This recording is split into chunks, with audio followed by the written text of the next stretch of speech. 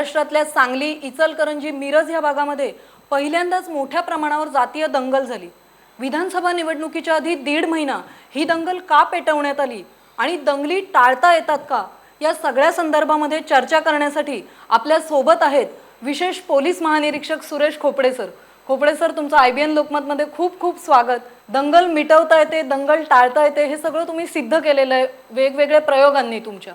पश्चिम महाराष्ट्रामध्ये जी दंगल झालेली आहे, ही दंगल टाळता आली असती का? जनरली आपण म्हणतो की हे गुंडांनी केलेलं आहे।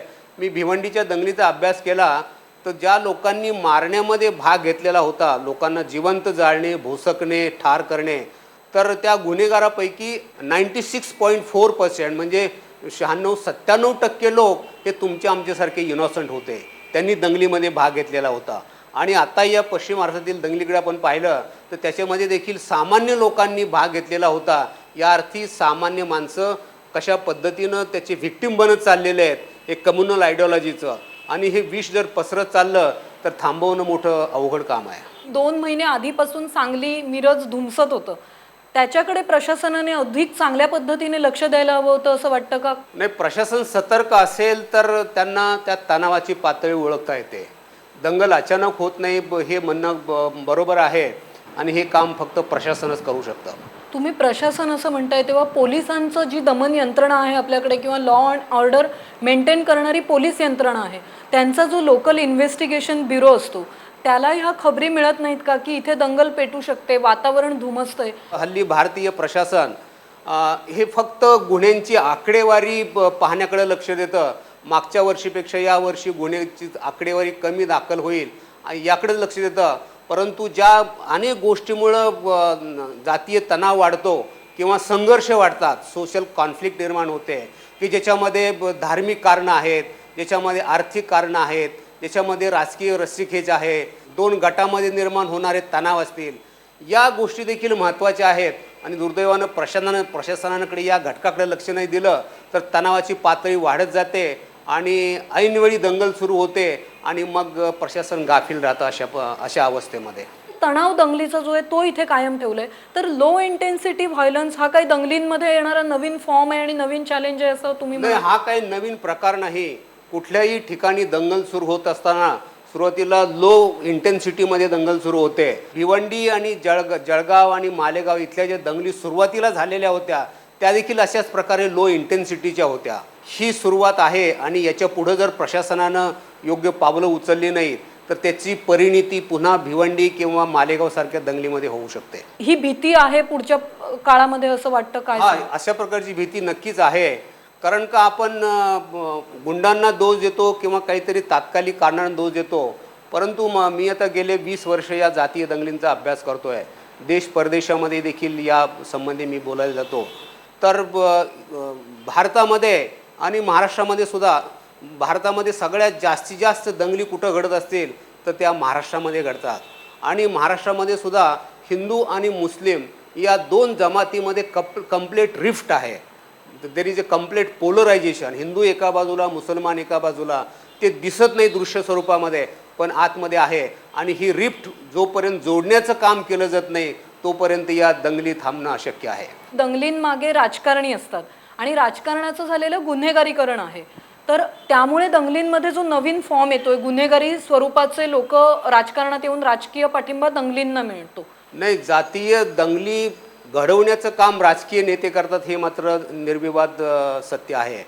कारण का जगभरातील इतिहास असं सांगतो की जिथं जिथं एथनिक आयडेंटिटी आहे, म्हणजे हिंदू वेगळे, मुसलमान वेगळे, दलित वेगळे, अशा प्रत्येक ठिकाणी राजकारणी लोक त्या एथनिक आयडेंटिटीचा फायदा घ्यायचा प्रयत्न करतात आणि आपल्या गटाच्या लोकांना जास्तीत जास्त नोकऱ्या, परमिट, सुखसोयी देण्याचा प्रयत्न करतात। यातून मग 2 गट पडतात आणि प्रत्येक नेता म्हणतो की ते असुरक्षिततेची भावना प्रत्येक गटामध्ये निर्माण करतात।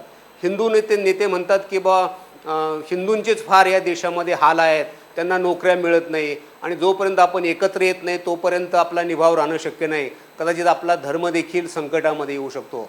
अशाच पद्धतीनं मुस्लिम नेते देखील म्हणतात की आपला इस्लाम धर्म खतरे में आहे, त्याच्यासाठी एकत्र आलं पाहिजे, आणि मग कोणतरी प्रत्येक झेंड्याखाली माणसं जमा होऊ लागतात आणि मग एकमेकांना चिथावणी द्यायचं काम करतात, आणि दंगली झाल्या की काही पक्षांना फायदा होतो आणि काही पक्षांना तोटा होतो, आणि म्हणून ज्या पक्षांना तोटा होतो दंगलीमुळं ते दंगली थांबवण्याचा प्रयत्न करतात, ज्यांना फायदा होतो ते दंगलींना चिथावणी देण्याचा प्रयत्न करतात. आणि हे जरी राजकीय लोकांना थांबवणं अशक्य आहे, कारण या डेमोक्रॅटिक सिस्टममध्ये पक्ष आहेत आणि निवडून येणं महत्त्वाचं आहे, तर अशा प्रकारचं पोलरायझेशन शक्य आहे. परंतु अशा वेळेला प्रशासन जर सतर्क असेल तर हा तणाव डिफ्यूज करण्याचं काम पद्धतशीरपणे करू शकतं, आणि म्हणून याच्यामध्ये प्रशासनाची महत्त्वाची भूमिका ठरते. प्रिव्हेन्शनसाठी त्यांनी काम केलं पाहिजे किंवा त्या आधीच सतर्क राहिलं पाहिजे? कशा पद्धतीचं ॲक्शन जी आहे ती घेतली पाहिजे पोलिसांनी अशा केस? नाही, माझं निरीक्षण आहे की आम्ही फायर ब्रिगेडसारखं काम करतो. फायर ब्रिगेड वाट पाहते की कुठल्या तरी ठिकाणी आग लागल्याची, वर्दी मिळाल्याबरोबर धावत पळत जातात फायर ब्रिगेडवाले, पाणी फवारतात, लोकांना खाली उतरवतात, पुन्हा आपल्या जागेवरती येतात आणि पुन्हा ते दुसऱ्या कॉलची वाट पाहतात. आग लागूच नये याचा विचार ते करत नाहीत. या पद्धतीनंच पोलीस दलसुद्धा अनेक ठिकाणी लोकांच्या रजा बंद केलेल्या असतात, SRP असते, CRP असते, BSF असते, आणि वाट पाहतात की कुठंतरी दंगल झाल्याची. तिथं जातात, लाठीमार करतात, गोळीबार करतात, काही लोकांना अटक करतात, चार्जशीट पाठवतात, पुन्हा आपल्या ठिकाणी येतात आणि वाट पाहतात दुसऱ्या वर्दीची. तर दंगली होऊच नये अशा प्रकारे जी यंत्रणा पोलिसांनी राबवायला पाहिजे प्रशासनाने, ती दुर्दैवाने राबवली जात नाही.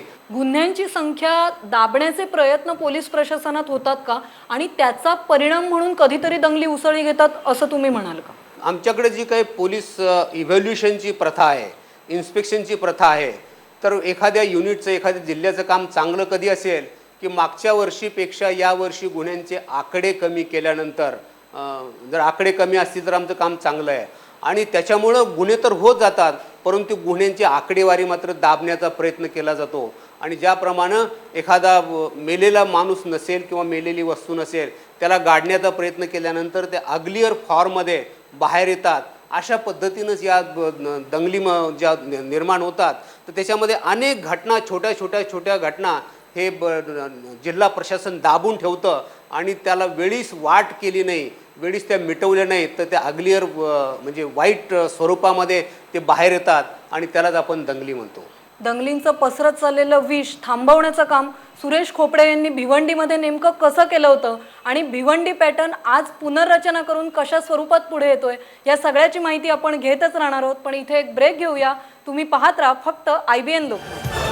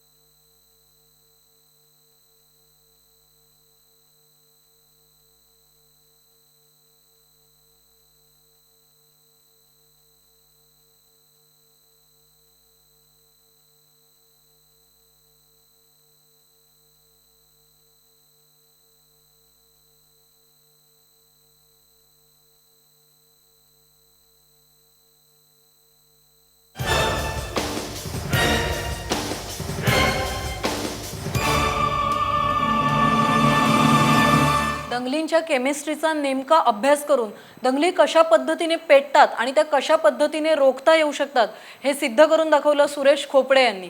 आणि त्यांचा सगळ्यात गाजलेला जो फॉर्म्युला होता तो होता भिवंडी पॅटर्न. भिवंडी पॅटर्नचं सगळ्यात मोठं जे यश होतं ते कशामुळे तेवढं यश मिळू शकलं असं वाटतं तुम्हाला? नाही, भिवंडी शहर ही तर 1960, 65, 70, 84 अशा भयानक दंगली झालेल्या. तिथं मी 88 ते 92पर्यंत DCP होतो आणि हे लोक भांडतात का याचा मी शोध घेण्याचा प्रयत्न केला. आणि धर्माचं नाव घेतात, जय भवानी, जय शिवाजी, हर हर महादेव म्हणणारे लोक मुसलमानांना मारतात किंवा नारे तकबीर अल्लाहू अकबर म्हणत मुसलमान लोक हिंदूंना खलास करतात. तर त्यांच्या धर्मातच असं काही सांगितलेलं आहे का? त्यावेळेला मी त्यांच्या धर्माचा अभ्यास केला. हो, तुम्ही इस्लामचा खूप डीपमध्ये अभ्यास केलाय. इस्लाम समजून घेतला, हिंदू धर्म समजून घेतला आणि मग लक्षात आलं की धर्म असं काही सांगत नाही. अनेक गैरसमज तुमच्याही मनात भिवंडीमध्ये जाण्यापूर्वी तुम्ही घेऊन गेला होतात का तिथे? मी सुद्धा एक सामान्य हिंदू अधिकारी म्हणून तिथं गेलो तर मी तिथं ऐकायचो. मला वाटायचं की या मुसलमानांना 4 बायका असतात आणि 25 पोरांचं लेंडार असतं. हे मुसलमान नेहमीच पाकिस्तानचा विचार करतात, हे खूप घाणेरडे आहेत आणि हे हिंदू विरोधी आहेत. अशाच प्रकारचा अनुभव मला मुसलमानांच्याकडून ऐकायला मिळाला.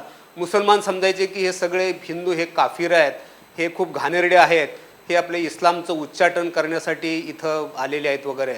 आणि मी ज्यावेळेला 3.5 वर्ष राहिलो, परंतु तिथं मला एकही मुसलमान आढळला नाही की ज्याला 4 बायका आणि 25 पोरांचं लेंडार आहे, किंवा एकही जण आढळला नाही की जो पाकिस्तानचा विचार करतोय.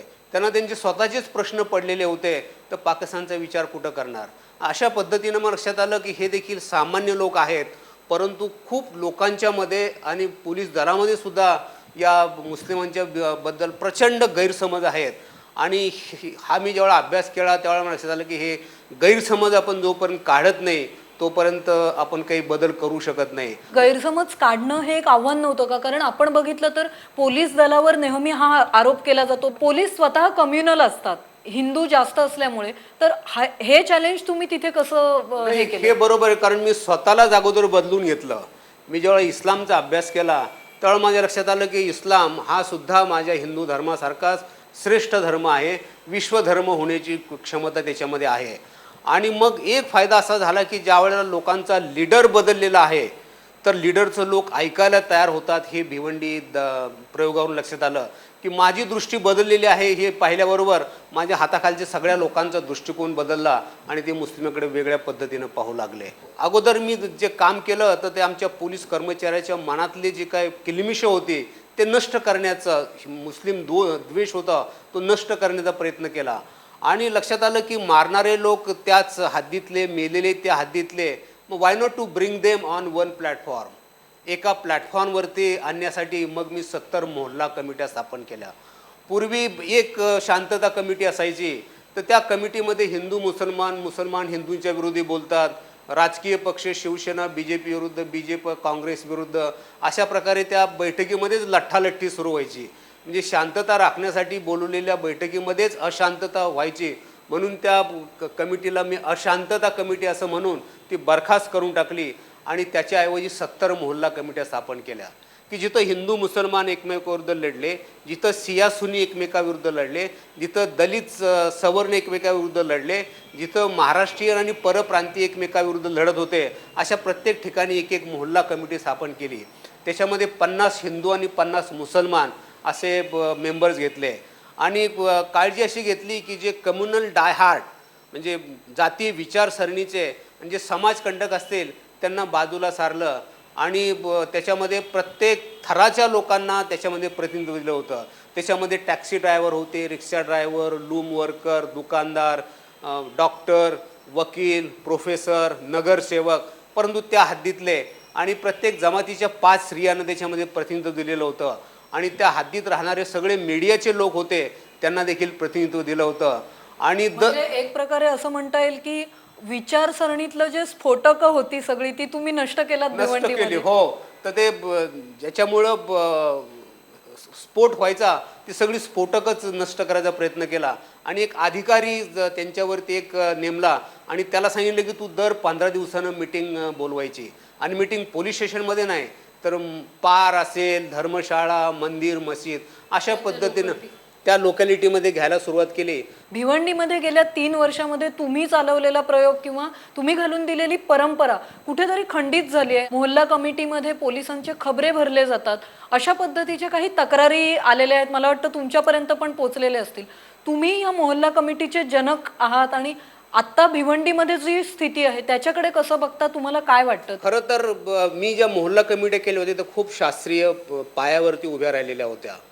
आणि आता जर त्याच्यामध्ये काही खबरे वगैरे आलेले असतील किंवा वाईट लोक आलेले असतील तर त्यांना बाजूला सारून पुन्हा नव्यानं मोहल्ला कमिट्या स्थापन करायला पाहिजेत. मोहल्ला कमिटीचा फॉर्म चांगला आहे, पण बदलांची मागणी होते. तुम्ही स्वतः तुमच्या या सगळ्या प्रयोगाकडे कसं पाहता? या मोहल्ला कमिटीचं काम अधिकाऱ्यांच्याकडे दिलेलं होतं, परंतु मी ज्यावेळेला कर्मचाऱ्यांच्यावरती अभ्यास केला त्यावेळेला लक्षात आलं की अधिकाऱ्यांच्या इतकंच पोटेन्शियल आमच्या कर्मचाऱ्यांच्यामध्ये असतं आणि त्यांची एनर्जी म्हणजे फिजिकल एनर्जी आणि मेंटल एनर्जी वाया जाते. तर ती जर मोहल्ला कमिटीमध्ये त्यांना जर आपण समावेश करून घेतलं तर त्याचा खूप मोठा फायदा होऊ शकतो. तुम्ही आत्ता एक महत्त्वाचं विधान केलं की पोलिसांची एनर्जी कुठल्या तरी वेगळ्या गोष्टीवर खर्च केली जाते. नेमकं काय केलं जातंय आत्ता आणि काय झालं पाहिजे पोलिसांच्या बाबतीत असं वाटतं तुम्हाला? त्यांनी नवरा बायकोचं भांडण सोडवण्यापासून ते भारतात घुसलेले टेररिस्ट यांचा सामना करायचा अशा प्रकारच्या कामाची अपेक्षा असते. आणि ट्रेनिंग मात्र फक्त त्यांचं दंडाचे स्नायू मजबूत करण्याचे असतात. आणि म्हणून या सगळ्या ट्रेनिंगमध्येच मूलभूत बदल केला पाहिजे. आणि तो कसा केला पाहिजे याच्यासाठी नाविन्यपूर्ण योजना नावाचं मी पुस्तक लिहून त्यात देखील स्पष्ट केलेलं आहे. तुमच्या अगदी नवीन पुस्तकाच्या सुरुवातीला तुम्ही लिहिलेलं आहे मॉब सायकोलॉजी ही दंगलीशी खूप जोडणारी आहे. त्याच्याबद्दल थोडं काय सांगाल? नाही, मॉब हा फेसलेस मॉब असतो, कुठलाही जमाव. आणि जर त्याला जर चेहरा आपण दिला तर मग मात्र तो व्हायलंट होत नाही. आणि मग आम्ही असं केलं होतं की जे प्रयोग आम्ही मोहल्ला कमिटीचे केलेले होते त्याच्यामध्ये तळाचे कर्मचारी, अधिकारी आणि जनता यांच्यामध्ये संवाद साधला की प्रत्येक एरियामध्ये आम्ही मोहल्ला कमिटी केल्यामुळं तिथले प्रतिष्ठित लोक, त्याच्यानंतर चांगल्या प्रकारचे लोक यांची ओळख झाली. आणि ज्या वेळेला मॉब एखादी घटना घडलेली असेल आणि मॉब जमलेला असेल आणि तिथं आमचा एखादा पोलीस गेला तर त्या मॉबपैकी निम्म्या लोकांना आमचे पोलीसवाले ओळखतात. आणि मग ज्यावेळेला एकमेकांना ओळखतात त्यावेळेला मॉब व्हायलंट होतच नाही. तो म्हणतो की बाबा अशी अशी घटना घडलेली आहे. मग तो तिथला एक शिपाई असेल तर तो म्हणतो की जरा तुम्ही थांबा, मी माझ्या मोठ्या साहेबांना बोलवतो. आणि मोठा साहेब येईपर्यंत तो जमाव थांबतो, कारण त्यांच्यामध्ये डायलॉग निर्माण झालेला असतो, संवाद निर्माण झालेला असतो. तर अशा पद्धतीने जर संवाद निर्माण केला तर कुठलाच मॉब अचानक व्हायलंट होणार नाही. दंगलींना आळा तर बसू शकतो, पण दंगलींचं आव्हान आणि दंगलींचं स्वरूप हे बदलत चाललेलं आहे. नवीन तंत्रज्ञान येत आहे आणि नवीन तंत्रज्ञानामुळे दंगली कंट्रोल करायला किती आव्हानं समोर येत आहेत आणि कशा पद्धतीचे बदल झाले पाहिजेत या सगळ्याची चर्चा आपण खोपडे सरांशी करणार आहोत. पण एका ब्रेकनंतर तुम्ही पाहत राहा फक्त IBN लोकमत.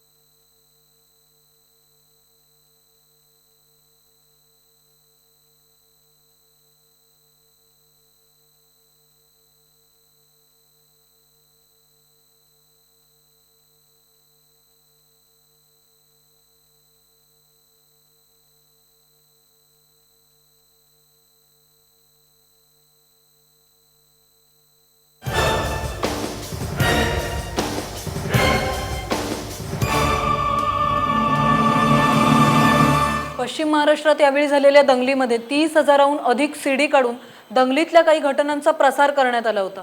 खोपडे सर, आपण बघतो SMS ने अफवा पसरवल्या जात आहेत, MMS पाठवले जात आहेत, दंगलीतल्या घटनांचे जे व्हिडिओज आहेत ते यूट्यूबवर टाकले जात आहेत. हे एक पूर्ण मोठं आव्हान टेक्नॉलॉजीने दंगलीमध्ये आणलेलं आहे. टेक्नॉलॉजी दंगली घडवू शकत नाही, थोडीशी इंटेन्सिटी वाढवू शकते. काळ बदलत जाईल तशी साधनं बदलत जातात, परंतु त्यातली मानसिकता जी आहे ती मूलभूत आहे. आणि जर मूळची मानसिकता जर नष्ट केली तर लोक बैलगाड्यातूनही येणार नाही आणि SMS करण्याचा त्रास देखील घेणार नाही. सर, तुम्ही मुंबईमध्ये जेव्हा अतिरिक्त आयुक्त म्हणून नॉर्थमध्ये काम केलं आणि एक नवीन प्रयोग भिवंडी पॅटर्न सगळ्यांना माहिती आहे, पण नॉर्थचा जो तुम्ही महानगरातला पोलिसिंगचा एक नवीन पॅटर्न निर्माण केला आहे त्याची चर्चा एवढी झालेली नाहीये. तो प्रयोग काय आहे? मूळ असं आहे की प्रत्येक दंगल किंवा प्रत्येक गुन्हा जो घडतो त्याच्यामध्ये प्रशासनाचं फेल्युअर असतं आणि ते फेल्युअर असतं ते इंटेलिजन्सचं फेल्युअर असतं. नक्की काय घडलं याचीच माहिती मिळत नाही. मुंबईमध्ये देखील 10 अतिरेकी आले, आम्हाला त्याच्याबद्दल काही समजलंच नाही, कारण का आमची गुप्तहेर यंत्रणा फार कमकुवत आहे.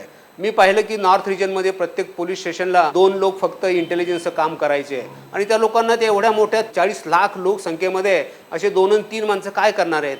म्हणून मी काय केलं की माझ्याकडे जेवढे कर्मचारी होते जवळजवळ 3,000, तर त्या 3,000 लोकांना इंटेलिजन्सच्या कामाला मी वापरून घेतलं. कारण अशा पद्धतीची एक सिस्टमच डेव्हलप केली, ती खूप इलॉबरेटली बोलावं लागेल. भिवंडी पॅटर्नपेक्षा नॉर्थ पॅटर्नमध्ये काय पद्धतीच्या सुधारणा तुम्ही स्वतःच केल्या? नाही, इथं मी जे केलं ते इथं मुळात कर्मचारी बदलण्याची प्रक्रिया सुरू केली. इथं आमचे जे पोलीस कर्मचारी, तर त्यांची जी मेंटल पॉवर आहे, बौद्धिक क्षमता आहे, त्यांची शारीरिक क्षमता आहे, त्यांची भावनिक क्षमता ज्याला इमोशनल IQ म्हणतात, ज्यांची स्पिरिच्युअल IQ, याचा आम्ही वापर केला आणि त्यांना सक्षम केलं. आणि ज्या वेळेला मुंबई पोलीस दलातील 42,000 कर्मचारी अशा पद्धतीनं सक्षम होतील त्यावेळेला हे पोलीस दल खूप मोठी प्रगती करू शकेल. पोलीस दलासाठी हे बदल करत असताना व्यवस्थापनशास्त्र, समाजशास्त्र, मानसशास्त्र या सगळ्याचा सखोल अभ्यास तुम्ही इस्लामच्या जोडीला केलाय आणि त्याचे हे प्रयोग आहेत आणि त्याचे रिझल्ट्स देखील मिळत आहेत. नाही, बरोबर आहे की जगभर खूप मोठं संशोधन झालेलं आहे की कामगारांच्याकडून काम करून घेण्यासाठी. आणि म्हणून मी गेले अनेक वर्ष या शिपायांच्यावरती, पोलीस शिपायांच्यावरती काम करतो. भारतातील एकत्र कुटुंब पद्धती, त्याच्यानंतर जपानमधली कायझेन नावाची पद्धती, जपानमधली क्वालिटी सर्कल, या तिन्ही योजनांचं एक संकर तयार केलं आणि त्यातून मी या नॉर्थ रिजनसाठी वेगळा प्रयोग मांडला आणि तो खूप मोठा यशस्वी होताना दिसतोय. तुमच्यासारखे किंवा अन्य पोलीस अधिकारी जे धडाडीनं काम करतात यांना वोट बँक पॉलिटिक्समध्ये थोडंसं साईडलाईन केलं जातं असा एक जनरल आरोप केला जातो. तुमचा स्वतःचा काय अनुभव आहे? नाही, हा प्रश्न मोठा नाजूक आहे, परंतु जगभरचा हा अनुभव आहे की जो माणूस काही नवीन करायचा प्रयत्न करतो, जो व्हिसल ब्लोअर ज्याला म्हणतो, तर त्याला पहिल्यांदा गोळी खावी लागते, तर पहिल्यांदा त्याला हुतात्मा बनावं लागतं.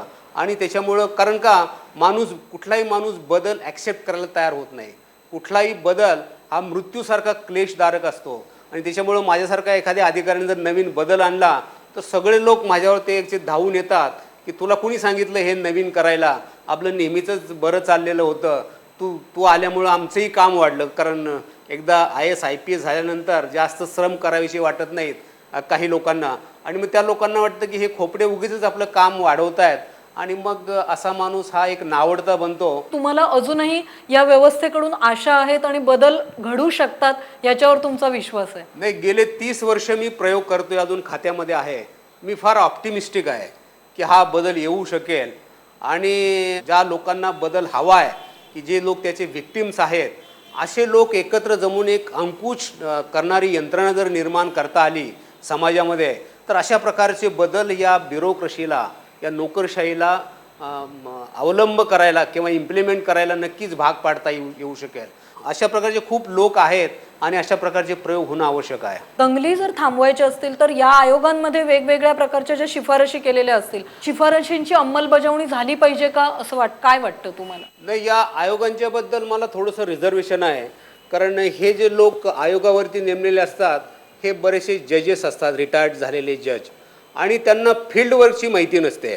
प्रत्यक्षात दंगली कशा होतात, त्याची कारणं काय असतात, एका बाजूला 1000 लोक जमले, दुसऱ्या बाजूला 1000 लोक जमलेत आणि मध्ये उभा असलेला अधिकारी काय निर्णय घेतो याचा फील त्या जजला येत नाही. आणि त्याच्यामुळं आत्तापर्यंत जे काय आयोग आले तर त्या आयोगांना त्याचं रसायन समजलेलं नाही, त्याची नाडी ओळखता आलेली नाही आणि त्याच्यामुळं अशा प्रकारचे आयोग यशस्वी झालेले दिसत नाहीत. खास टास्क फोर्स हा दंगली थांबवू शकणार नाही. ज्याच्या हातामध्ये डायलॉग करायचं काम त्याच हातानं केलं, त्याच माणसानं केलं पाहिजे आणि त्याच माणसानं दंडा उगारण्याचं काम केलं पाहिजे. म्हणजे एकाच वेळेला लोकांना एकत्र आणायचंही काम त्याच व्यक्तीनं केलं पाहिजे आणि त्याच व्यक्तीनं पुन्हा दमन करण्याचा प्रयत्न केला पाहिजे.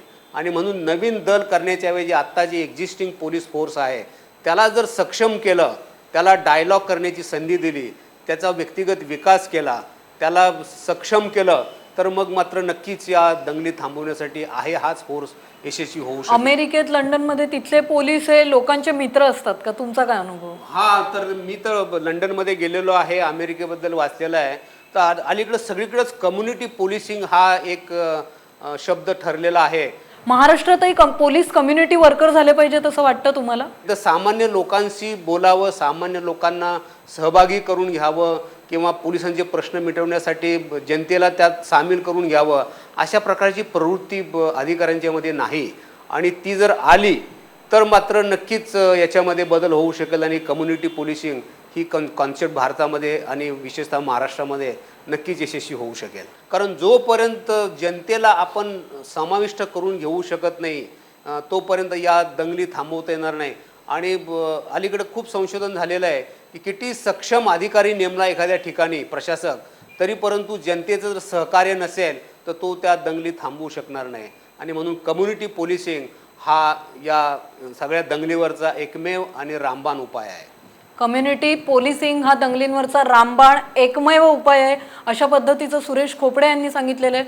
सुरेश खोपडे यांनी हा विश्वास दिलेला आहे की दंगली रोखता येऊ शकतात आणि दंगली टाळता येतात. हे त्यांनी आत्तापर्यंतच्या प्रयोगांवरून सिद्धही केलेलं आहे. त्यांचा मुंबई महानगरात चाललेला नॉर्थचा प्रयोग हा अजून एका नव्या प्रयोगाची सुरुवात आहे. तो प्रयोग यशस्वी होईल आणि महाराष्ट्राला दंगली टाळण्याचं अजून एक नवं हत्यार मिळेल अशी आपण अपेक्षा करूया.